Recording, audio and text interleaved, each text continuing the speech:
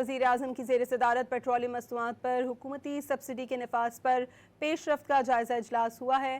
وزیر اعظم شہباز شریف نے آگاہ کیا کہ کرایوں میں اضافے کو روکنے کے لیے مسافر بسوں کو 1,00,000 منی بس اور ویگنوں کو 40,000 ماہانہ سبسڈی فراہم کی جا رہی ہے۔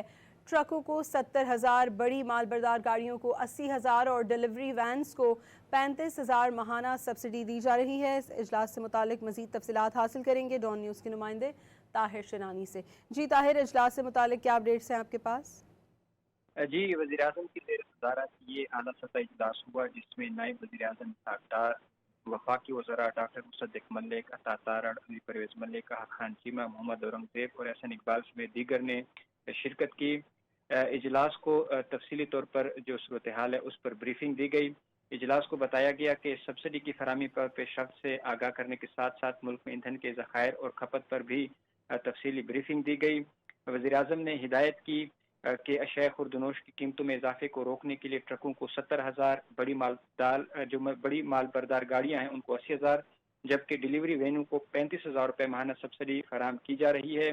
وزیر اعظم نے نظام شفافیت کے لیے رقوم ڈیجیٹل والیٹس کے ذریعے فراہم کرنے کی ہدایت کی۔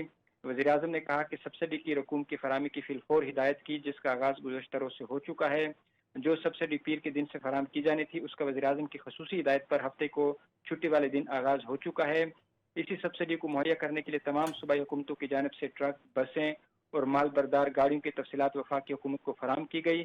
وزیر اعظم نے کہا کہ بلوچستان کی حکومت کی جانب سے قومی پیکیج کے لیے طے شدہ رقوم جمع کرا دی گئی ہے جو کہ لائق تحسین ہے۔ جی وزیر اعظم نے وزیر اعلیٰ بلوچستان سرفراز بگٹی کا خصوصی طور پر شکریہ ادا کیا اور امید ظاہر کی کہ باقی صوبے بھی اس پیکیج کے لیے جلد از جلد طے شدہ رقوم جمع کروا دیں گے۔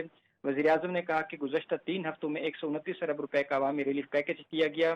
مشکل کی اس گھڑی میں کسی صورت عوام کو اکیلا نہیں چھوڑا جا سکتا۔ وزیر اعظم نے کہا کہ پیٹرول لیوی میں فی الفور 80 روپے فی لیٹر کی کمی کر کے عوام کو ریلیف دیا گیا۔ وزیر اعظم نے یہ بھی کہا کہ پاکستان ریلوے 6 ارب روپے کی سبسڈی فراہم کر رہی ہے جس کی بدولت مسافر ٹرینوں اور مال بردار گاڑیوں کے کرایوں میں کسی بھی قسم کا اضافہ نہیں کیا جا رہا۔ اس کے ساتھ ساتھ جو ٹول ٹیکس ہے اس میں بھی سہمائی 25% اضافہ واپس لیا گیا ہے۔ بہت شکریہ طاہر شنانی آپ کا۔